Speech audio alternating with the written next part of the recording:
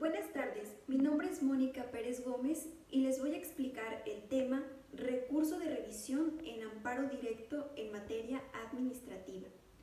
Para ello es importante recordar que existen medios de defensa de los cuales el contribuyente puede hacer uso en contra de las resoluciones o actos emitidos por las autoridades administrativas.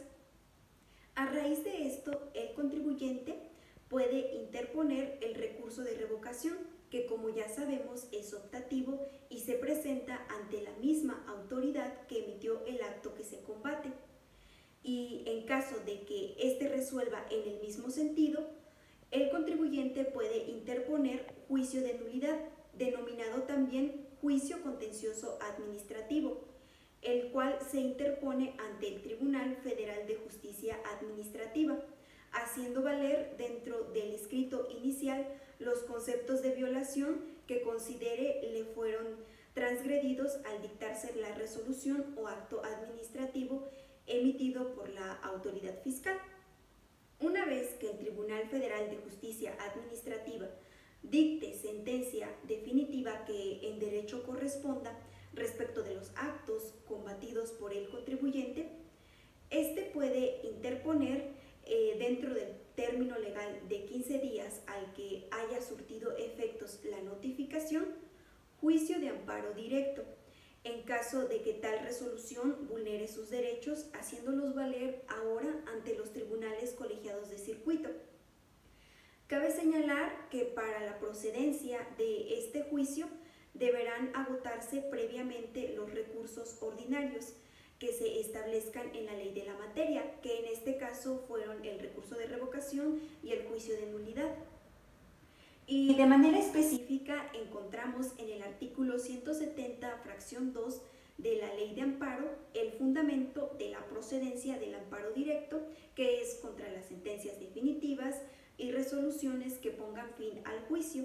dictadas por los tribunales de lo contencioso administrativo, con el propósito de hacer valer los conceptos de violación en contra de normas generales aplicadas.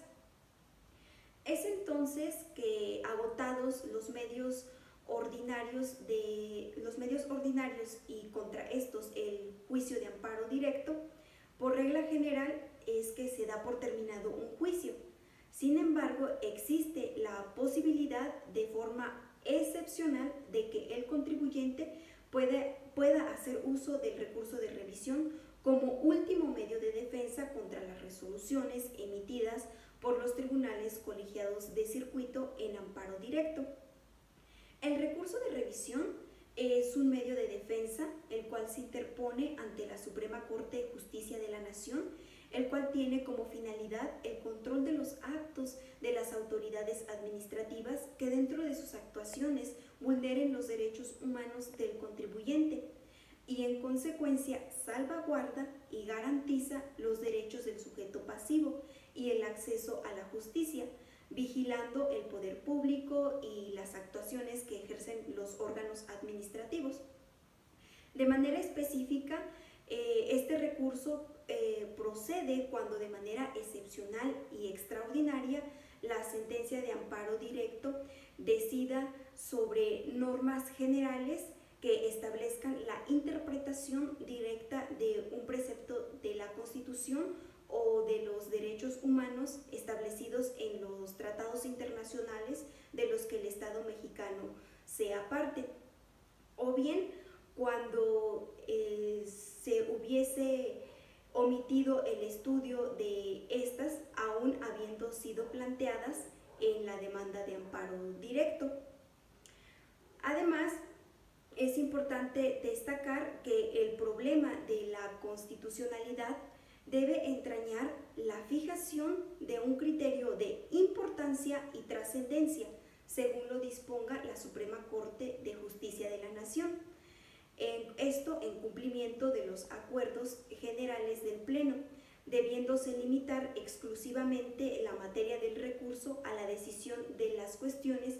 propiamente constitucionales, sin poder comprender otras.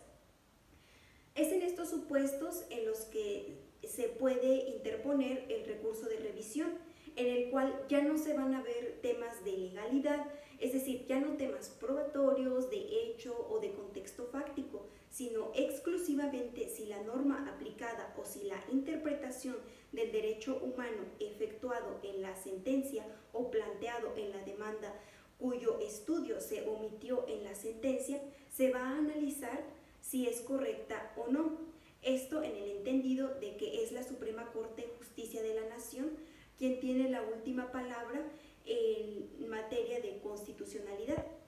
ya que si resulta que fuere inconstitucional, el efecto sería que no se aplique esa norma. Y si la interpretación que se realizó en el Tribunal Colegiado de Circuito o la que omitió debiendo haberlo hecho fuera incorrecta, se fija en la Suprema Corte de Justicia de la Nación cuál es la interpretación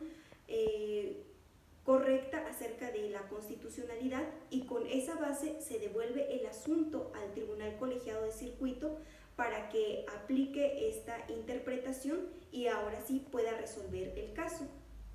Entonces se entenderá que un asunto es importante cuando en los conceptos de violación o en el planteamiento jurídico se vea que los argumentos son excepcionales o extraordinarios, esto es, que se requiere de un especial interés, y van a ser trascendentes cuando se aprecie la probabilidad de que con la resolución que se pronuncie establezca un criterio que tenga efectos sobresalientes en la materia de constitucionalidad. En sí, el requisito de importancia se considera satisfecho cuando el asunto no es común a los que ya conoce la Suprema Corte de Justicia de la Nación. Esto es, que se trate de un asunto excepcional, y el criterio de trascendencia se materializa cuando la resolución que se dicte tenga resultados o consecuencias graves. Por regla general, se entenderá que no se surten los requisitos de importancia y trascendencia cuando exista jurisprudencia sobre el tema de constitucionalidad planteado,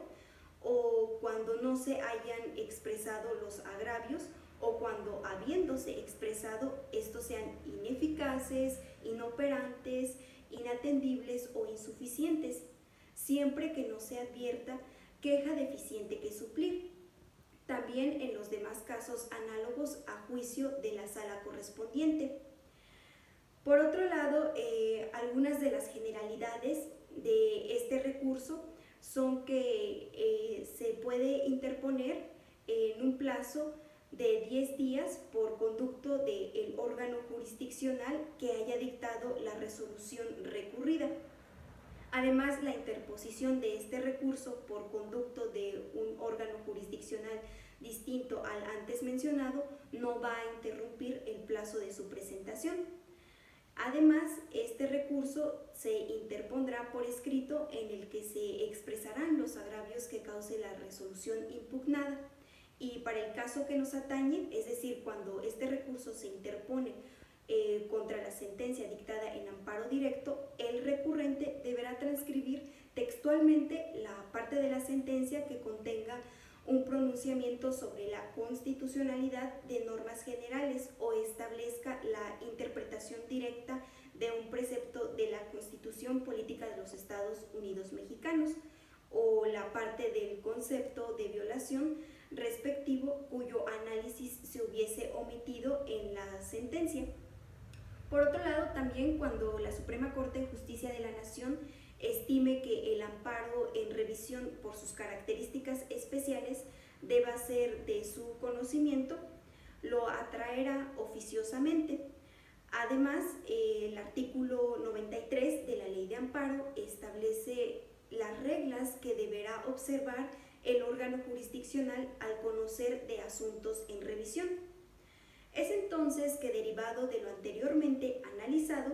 se deduce que el contribuyente únicamente puede interponer el recurso de revisión